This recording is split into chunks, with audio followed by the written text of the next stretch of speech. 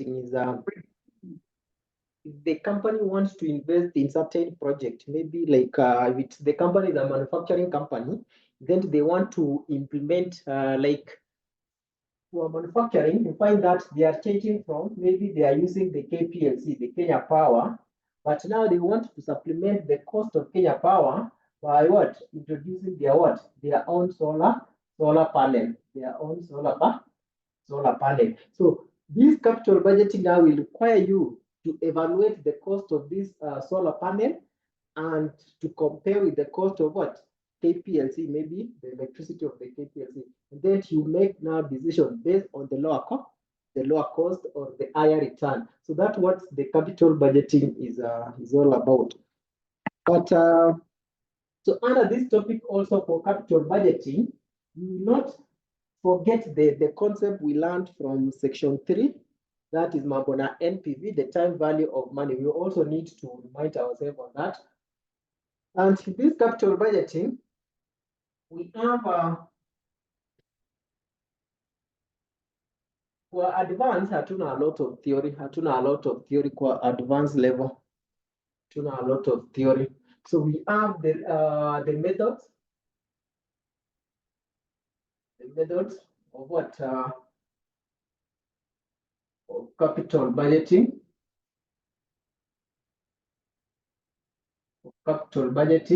So we have number one, that is advanced capital budgeting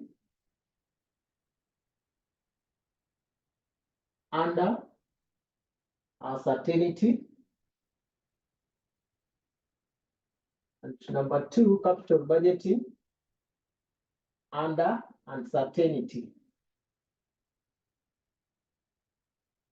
Capital budgeting under certainty and capital budgeting under uncertainty, and capital budgeting under uncertainty. So tukisema uncertainty is something that you don't know what will happen in the future. When you say certainty, it's something that you know, but uncertainty is something that you don't know what will happen in the future. So you find that if you don't know what will happen to this project, then you must be given the risk. There must be a risk associated with uncertainty in future. So lazima tukue na risk. So when we have uncertainty, under uncertainty, you find that the probabilities here or the event are not known in advance because we don't know. That's why inasema uncertainty. So the occurrence in future we don't know, but for certainty, the occurrence in future we know.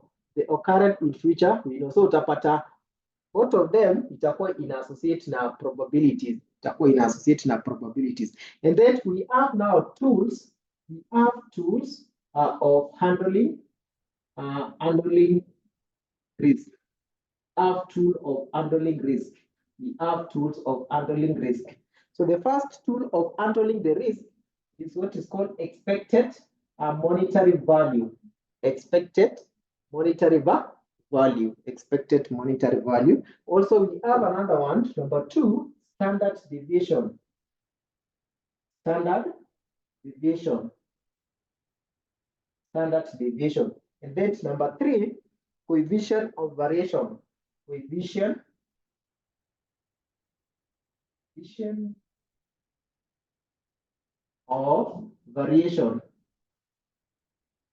In short form, call it CV. Coefficient of variation. So these are the tools now which will be used to ascertain this risk, which is associated with this project. When you say expected monetary value, so easy tulifanya kwa FM. So expected monetary value, we have to be given the probabilities and the returns of the project. So once you multiply the probabilities and the return of the project, then you get expected return. So this one is just an expected return. Hii ametumia tu jina kubwa. So this one is just expected return. And then we have the standard deviation. Under the section 3 or level 3, we have been told that the standard deviation is used to measure what? It's used to measure absolute risk. Is used to measure absolute risk. It's used to measure absolute risk. And when we say absolute risk, this one is something which is almost or 100%, 100%. But the coefficient of variation is used to measure the relative risk. This one is used to measure a relative risk. That one is used to measure a relative risk. So nataka tu at least nifanye overview of the introduction part so that you know tunaelekea wapi. Okay, thank you. Thank you so much, Ron. I think I've been away for class for a long time. I know you don't But even remember this thing, but you have done it so long time ago. yes. So it is good now to remind yourself because it is advanced level. So it means we are advancing from the previous level. Yes, it is not something new. Just the changes of concepts. So we remind ourselves how to get the expected return. We remind ourselves how to get expected return. How to get expected return.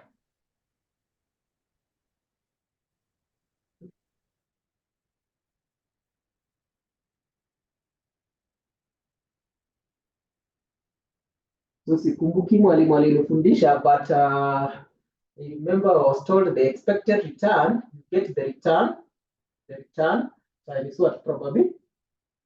The return times the probabilities, so that you get the expected return. So for example, assume that we have the returns, and that is the nature of the nature here A, B, C. That is our nature of the project. And then we have the probabilities.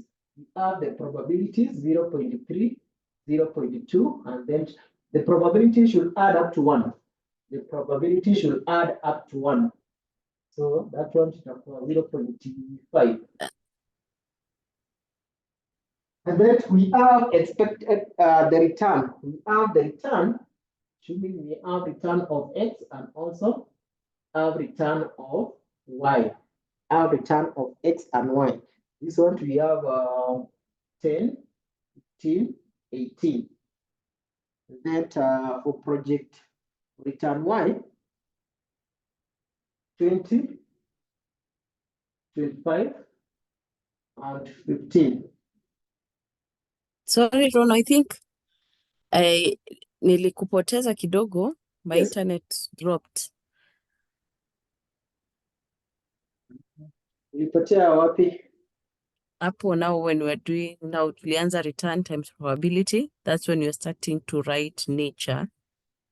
So this is the formula of getting the expected monetary value. Okay.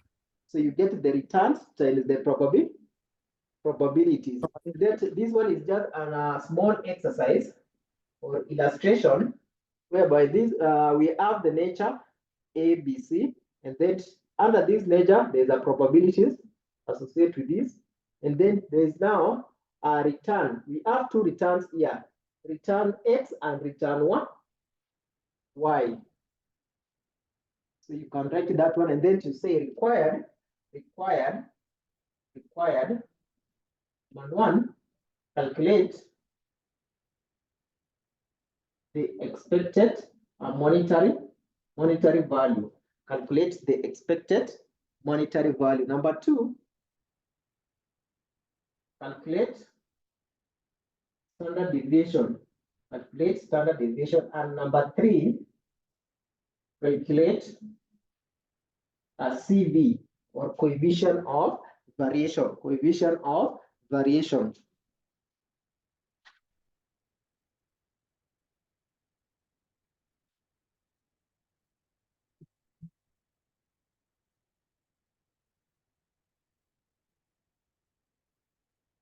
Okay. Yeah, nimepata hapo. Andika mpaka hapo.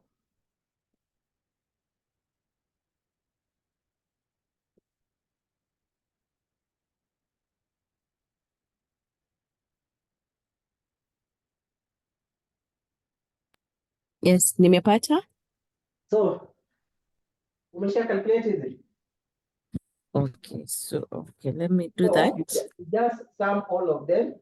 Like we do expected return of x, expected return of x we take for, we sum all of them for these measures. So it will be 0.3 times 10 plus 0.2 times 15 plus 0.5 times 18. That one will give us expected return of x. Then you can get expected return of y.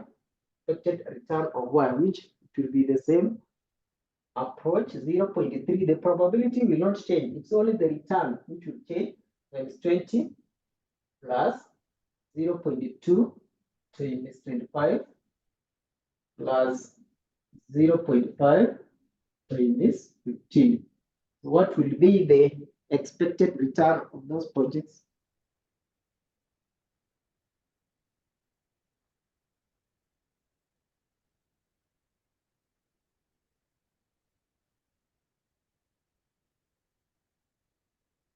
So expected return for X is Yes. 15, Expected and return then 15. expected return for Y is 11.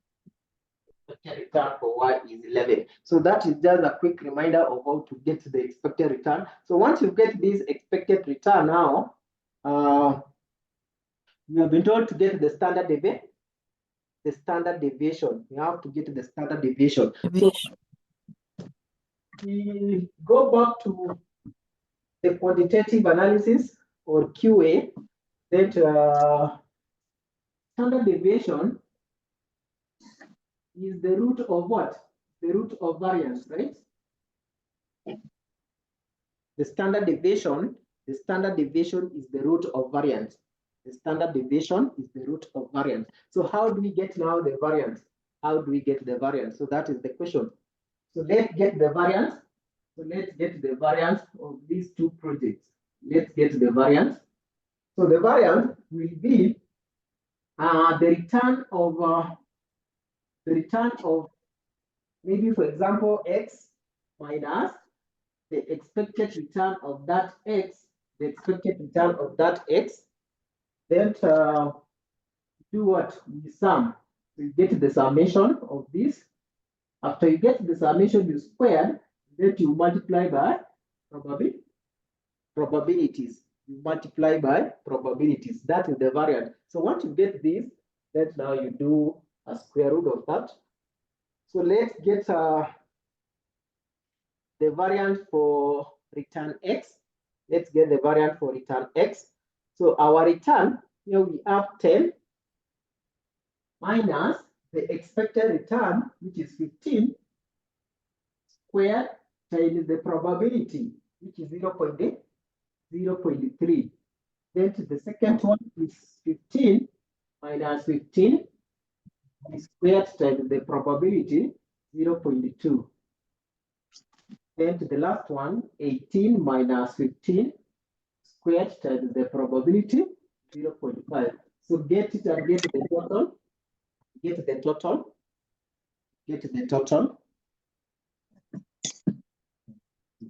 and get the total.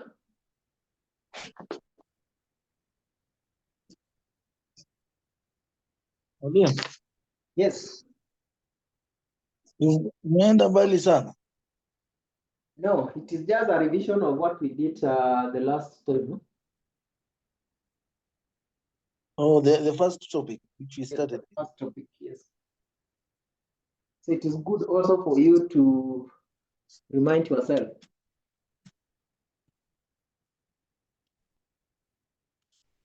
So Rita, umepata summation ya variance ikuwe ngapi?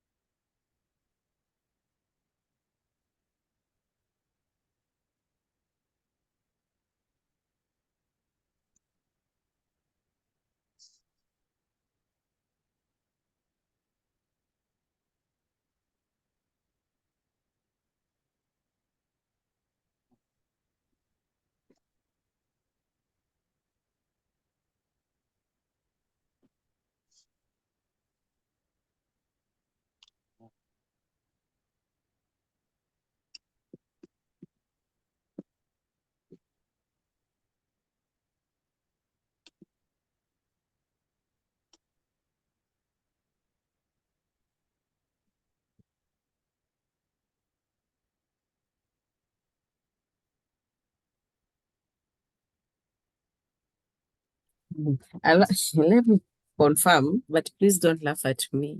It's just trial I'm and error. sharing. I'm sharing a calculator with my nephew. You don't have a calculator Yes. at the moment. Yes, but I'll plan by tomorrow. I get one. Me, So the first one, to me, nimepata 7.5. 7.8. Let me 7.5. Yes, 7.5. Yeah. So if this one is 7.5, then the other one should be correct. The second one, It's 0. 0, Yes. And then the other one, 4.5. 4.5. So add the two, 12. 12. So that Yes. will be the variance. So to get the standard deviation, get the root of that.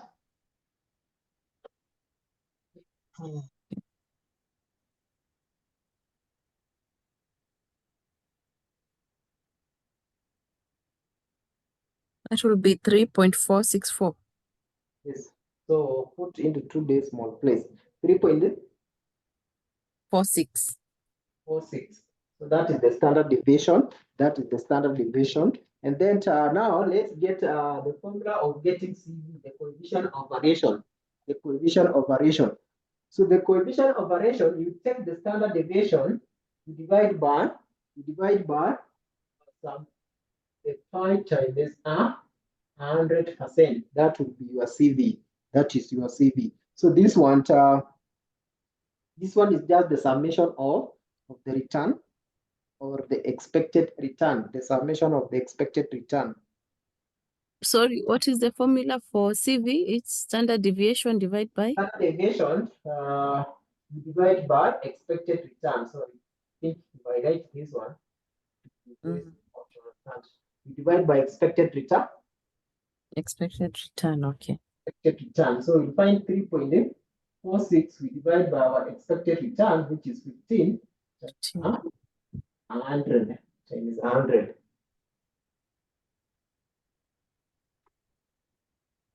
And that will be 23.07. 23. 0.07%. 0%. So that's how to calculate now the standard deviation, the CV, and the coefficient of variation. So I think we will not do for return Y because it is the same procedure. So you will apply the same procedure. And then that was advanced techniques of handling the risk under uncertainty. Under uncertainty, because the probability, we have been given the probabilities. Then we have now, that was just our section 3. Now we have advanced part, which is handling the advanced techniques of handling the risk under uncertainty. Handling the risk under uncertainty. And this one we will now use another method. So utaandika hapo. Because that's why sikuwa nataka niendelee kama hujaelewa hizi concept, because it is a progressive. So lazima kuwa umeelewa hizi ukiendelea.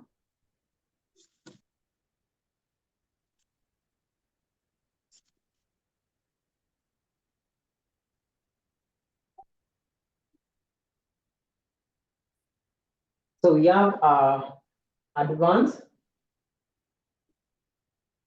technique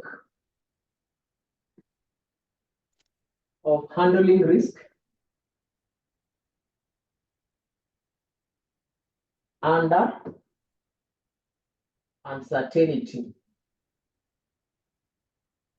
Handling risk under uncertainty. Handling risk under uncertainty. And then we will use the first method here called simulation.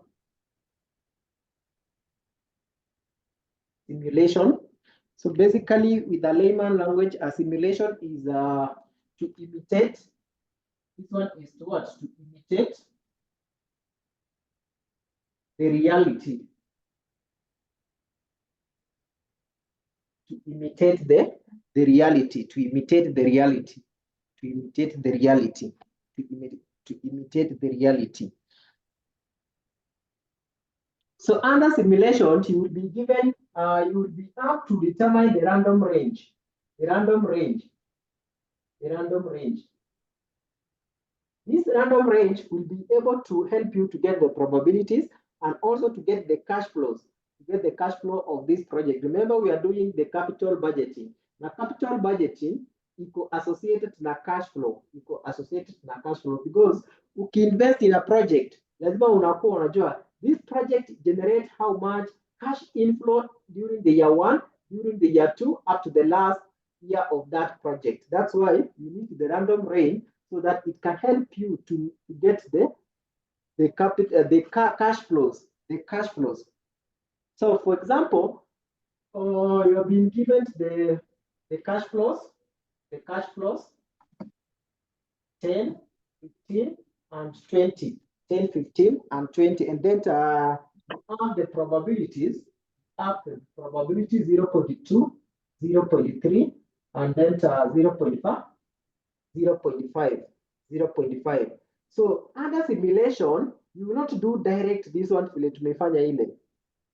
So this one, you have to get the range. You have to get the range so that it can enable you to know which cash flow will I use, either 10, 15, or 20. So lazima you generate the random range. You generate the random range. And then how do you get the random range? You have to check the decimal of the probability, the decimal of the probabilities. So if it is 1 digit or 1 decimal place, if it is 1 decimal place, you use what? 1 digit. You use one digit.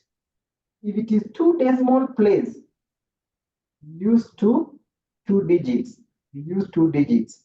Use 2 digits. So so for 1 digit, it will be 0 to 9. It will be 0 to 9. For 2 digits, it will be 00 to 99. 0 to 99. 0 to 99. These are range numbers. These are range numbers. Range numbers. So for example, here is just 1 decimal place. So we will use 1 digit. So it will be 0 to 9. Our range will be 0 to 9. So first, you need to get the cumulative probability. The cumulative probabilities.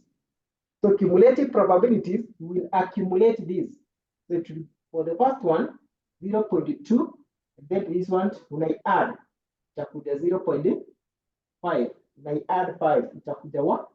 1.0. So these are cumulative probabilities. These are cumulative probabilities. So from this cumulative probability, now you derive the range.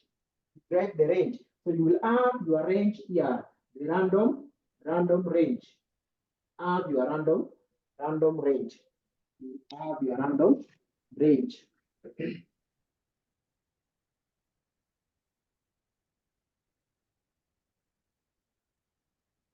So your random range, because we said for 1 decimal, you need to use 1 digit. Use 1 digit. So it will be the first one, it will be 0 to, it will be 0 to, just a minute. 0 to 9. Oh. Just a minute.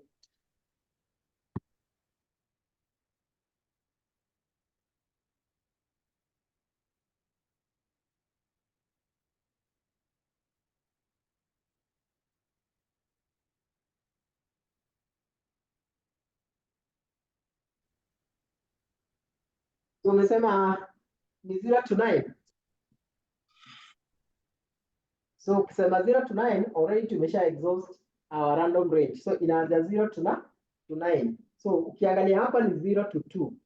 0 to 2. So lazima usubtract 1. So una subtract 1, juu tukienda the next range, tutakuwa tunaanza na hii 2. So ni 0 to 1. So hii ni 0 to 1. 0 to 1. Then for the second row, utaanza na 2. Juu hapa tumemaliza na 1. So it will be 2 2, and then this one is 5, subtract 1, itakuja 4, 4, itakuja 4, and then we start from this one, 5, inaenda mpaka, so 0. So this one if you subtract 1 hapo inaenda mpaka 9, inaenda mpaka na 9. So that is the range. So that is the range. Now from this range now is the one you will use to get your cash flows. So assuming this is year 1, 2, 3.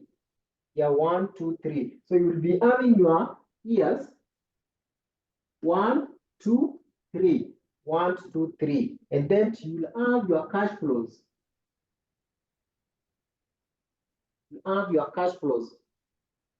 You have your cash flows. So we will use this range. We will use this range to determine our cash flow. Use that range to determine our cash flow. Determine our cash flow. Determine our cash flow.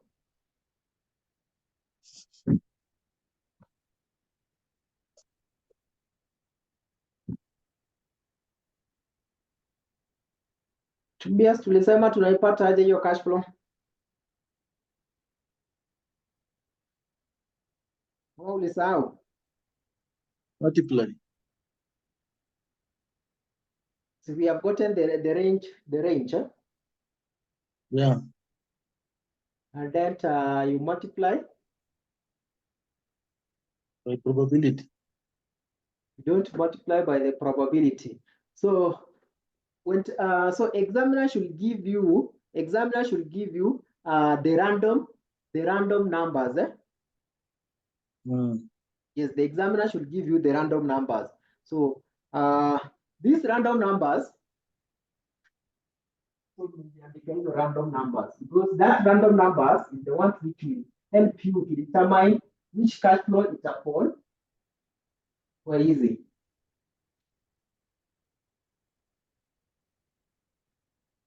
So these random numbers we can choose is it to go 1, 2, 3? Yes. So that random numbers we can have 40. We can have 40,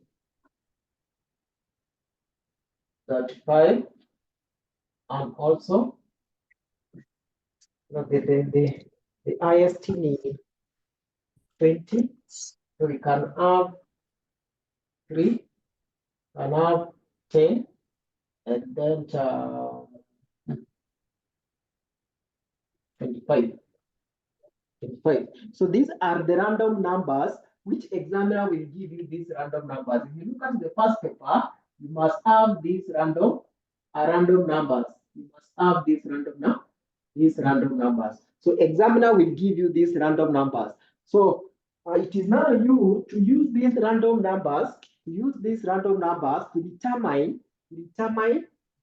the cash flows. To determine the cash flow.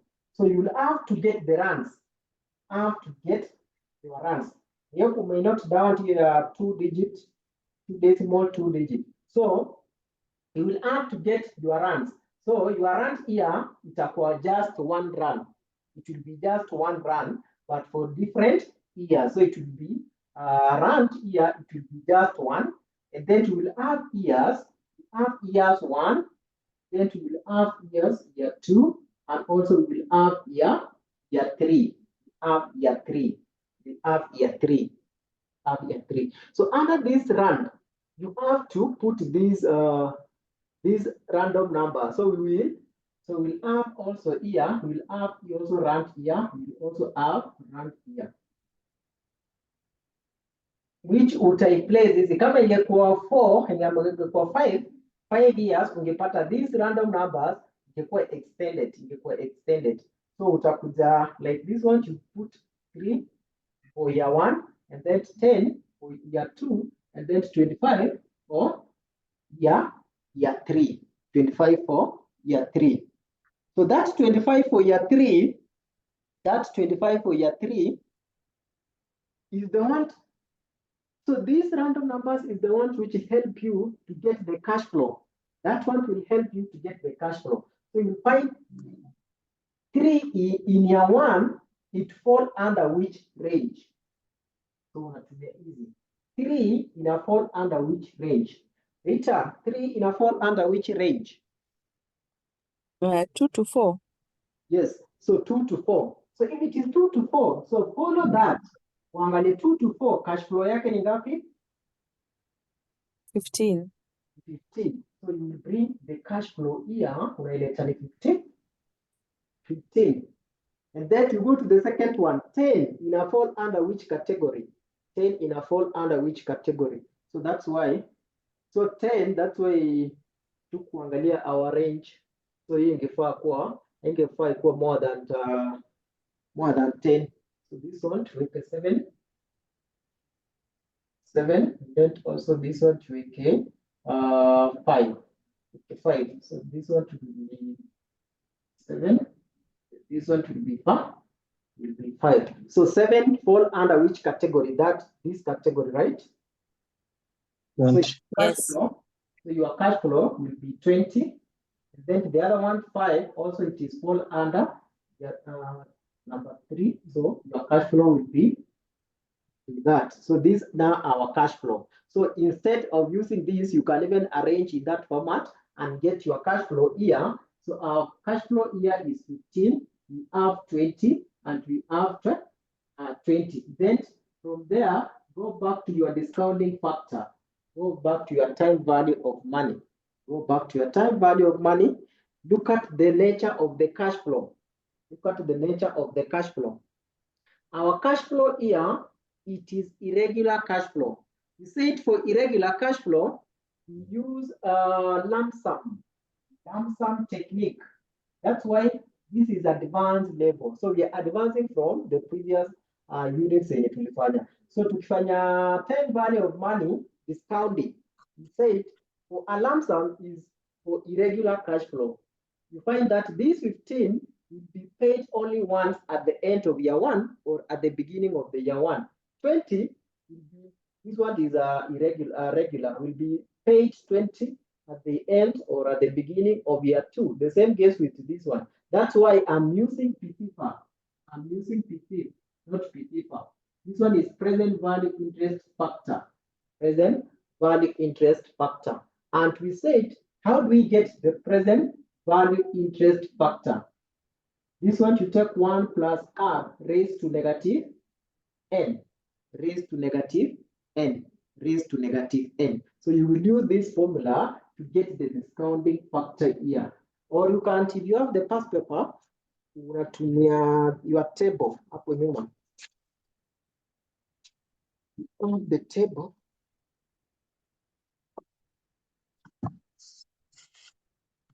kuna student hawataki kuchoka. So kama hutaki kuchoka, examiner anajua hutaki kuchoka. Unafungua paper yako nyuma, unaangalia the cost of capital here. The cost of capital, tulikuwa tumepewa the cost of capital. So let's assume the cost of capital is 10%. So assume the cost of capital, assume KE or the cost of capital is 10%. The cost of capital is 10%. So we'll have here 10%. We have here 10%. We'll have there 10%. So nikitumia the first table, that is the present value of received at the end of the end period. So to 10%, 10% 1 year. So 10% for first year, 0.9, 0.901, 0.9091. There you go. And then year 2, 0.8264.